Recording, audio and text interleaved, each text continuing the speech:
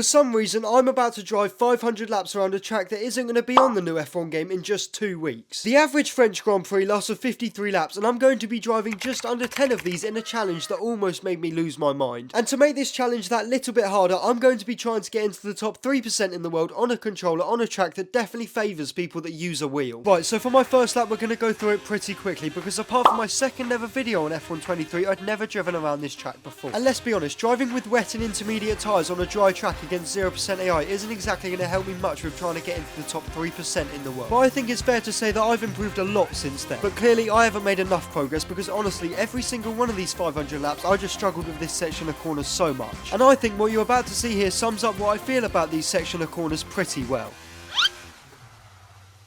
However, I wasn't going to let that spin stop me, as I always make sure to finish every single one of these 500 laps. Which is of course definitely not because it's quicker to finish the lap than restart it, and it shows exactly how much progress that I made in this challenge. I then also made a pretty big mistake leaving turn 9, but I didn't spin, so at least that's an improvement. And I'm going to take you through the rest of this lap, just so you can compare my lap from now to my personal best, because trust me, my final lap is something special. So to be honest, Sector 3 for a first lap was actually not that bad, and I felt like somehow I had a decent understanding of this track. But I could already tell after this first lap that the final couple of corners would definitely be bottle job territory. Anyway, this first lap put me into the top 73% in the world, which was a lot higher than I thought I'd be. However, I imagine that many people just set no rule lap times for fun and general invalidated laps, which have probably bumped me up quite a lot in the leaderboard. And after this, I was just making improvement after improvement after improvement. This does of course happen every 500 lap challenge, but for this first 50 lap stint, it went seriously well, and I managed to get into the top 55% in the world, which for me is genuinely really high. And here's the end of my first 50 lap stint. Honestly, this first 50 lap stint went so well, and luckily for me, I recorded it in the morning. So I wanted to build on this momentum straight away, so I decided that night I would go for another stint.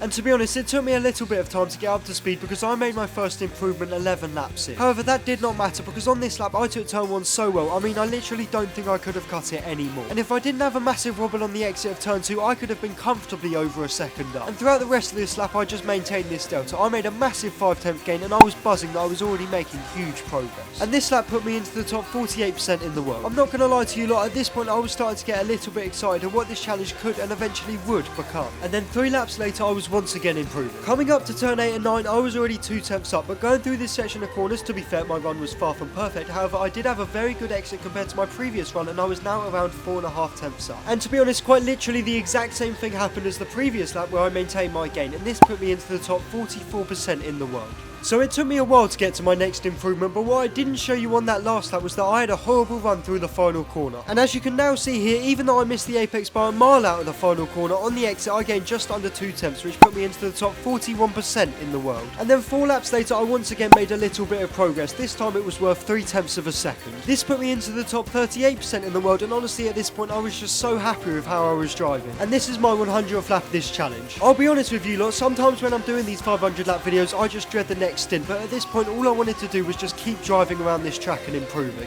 Now it's time for lap 100 to 150, and this lap is literally the exact point where I started to realise that the challenge of getting into the top 3% in the world might be completable. So coming into turn 11, I was only a 10th up, but sadly I lost a little bit of time through here from a poor exit. However, my line through turn 11 put me all the way over to the right hand side of the track for turn 12, and I had an amazing exit out of here which would eventually gain me 2/10.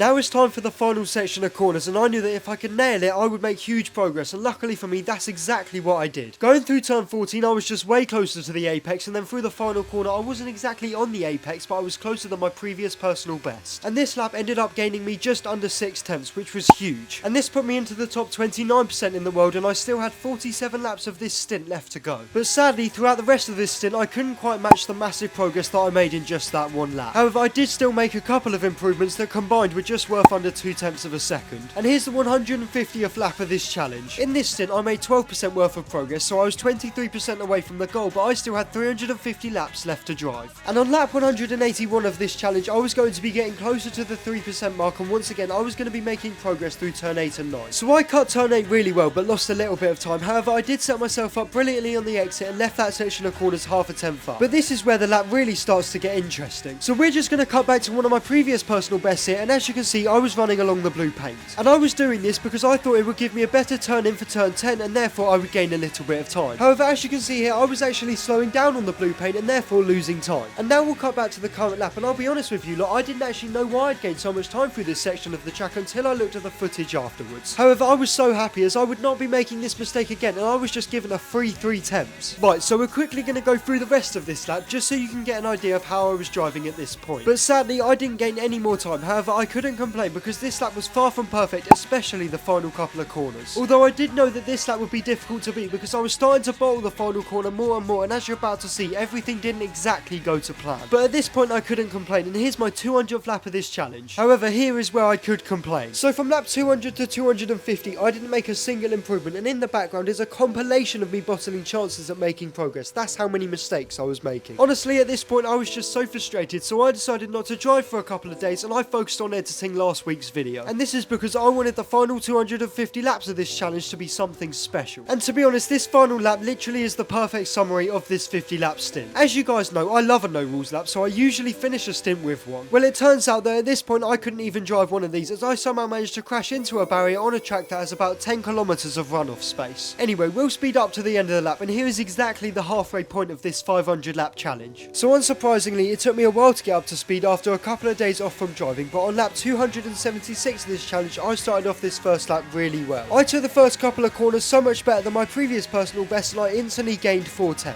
And I knew that for future improvements that I would find even more time through there, as I was slightly hesitant on the throttle. Now we're on to turns 3 to 5, and I absolutely nailed them, and to be honest, I was probably carrying too much speed through here, as in the end I actually had a pretty big wobble which massively affected my exit. And I was just so frustrated, but I didn't give up as I hadn't made an improvement in ages, and I was still positive to my delta by 2.5 tenths, which I maintained till the end of the lap. And honestly, I was just so grateful I made an improvement, and I was now into the top 18% in the world. And a few laps later I made another improvement which was only worth 1/10. However, it was also worth 2% in terms of the leaderboard, and at this stage in the challenge this was massive. And if you were wondering why I slammed into the wall there, it may or may not have been because I dropped about 4/10 in one corner alone on that lap. And here's the 300th lap of this challenge. I was genuinely very happy with this stint, as I got over the hurdle of trying to break into the top 20% in the world, and now it was time to make even more progress. With 200 laps to go, I had to make 12% worth of progress, and genuinely I was feeling so confident. But I also knew that I would likely have to find around a second worth of lap time, which would not be easy. And after this I made 2 more improvements which put me into the top 13% in the world. I was now 10% in terms of the leaderboard away from my goal, with 150 laps left to go. And my first improvement in these final 150 laps came on lap 364. My run through turn 1 was genuinely excellent, and I gained 2/10 straight away. At this point I was starting to get excited that I could get so much closer to the overall goal. Next up was turn 3, which I nailed, but sadly my runs through turn 4 and 5 weren't ideal, so I could have had a little bit better of an exit. However, this time I didn't make any mistakes such as loss of traction, and I left the first sector 4/10 up. Next up was turn 8 and 9, and so annoyingly I missed the apex of turn 8 by a mile, and I just simply did not cut it. And then for turn 9, you're not meant to shift all the way down to second gear, and I did just that. And this meant that I left these corners with half of the progress that I had entering them. And I maintained this gain till the end of the lap, which put me exactly into the top 10% in the world. Which, even with the mistake that we just saw, as you can now see, I was absolutely buzzing with this bit of progress. And 8 laps later, I had a really good run through the first sector where I managed to gain around a 10th, and we're coming up to the all-important 8th and 9th turn. And I was just so desperate to make up for my previous mistake. And thankfully I did just that. Honestly, my run through these 2 corners could have been a little bit better, as my line wasn't exactly perfect. However, I did end up gaining 1.5 tenths, which at this stage in the challenge is huge. Which once again I maintained all the way to the end of the lap, and honestly I was becoming so consistent with the final corner at this point, and I was now into the top 8% in the world. And here's my 400th lap of this challenge. I now knew I had about 100 laps to try and find approximately 6/10 worth of lap time to successfully complete my overall goal. We're now on to lap 416 of this challenge, and coming up to the second part of the first sector, I knew there was loads of time to find. I took turn 3 pretty much perfectly, but I ran slightly wide going through the long turn 4, so I didn't exactly take an ideal line. This didn't really help me going through turn 5, but it was good nonetheless, and I got on the power mega early, leaving this section of corners. And as we are now jumping over the curb at turn 7, I was 1.6 tenths up and gaining. Now it's time for turn 8 and 9, and my line through turn 8 could not have been better, but sadly I didn't turn in at quite the right time for turn 9, so I slightly missed the apex. This likely cost me a couple of hundredths of a second, but I was now 2.3 tenths up. Fortunately for me, going through the Charles Leclerc corner at turn 11, I didn't do a Charles Leclerc and I gained even more time, which was ideal. Now it's time for turn 12 and I just missed the apex, but at this point in the challenge every millimetre counts. This ended up costing me around 200ths of a second coming into the most important section on the track. To be honest, I probably could have pushed a little harder going through turn 14, and then coming up to the final corner I was just slightly hesitant on the throttle. Even though I made around a 10th improvement going through turn 14 and 15, I knew that on my final lap I would have to gain even more time. But for now I was just focused on getting up to the line, and in the end I set a lap time that was good enough to put me into the top 4% in the world. And as you can see by my little celebration here on the leaderboard, I was absolutely buzzing because I still had 1.5 stints left to drive to try and get into the top 3% in the world and set my best ever lap on F1 23. And as you can see here, this is my 450th lap of this challenge, so the top 3% lap time wasn't going to be in this stint. I now had 50 laps left to go to try and get the perfect ending to what could be my final lap on F1 23 and an amazing 6 months on this game for me. I knew that if I was to set this lap it would be my best ever on an F1 game. However, I hadn't done it just yet and the pressure was on to try and complete my hardest challenge out of every video that I've ever uploaded.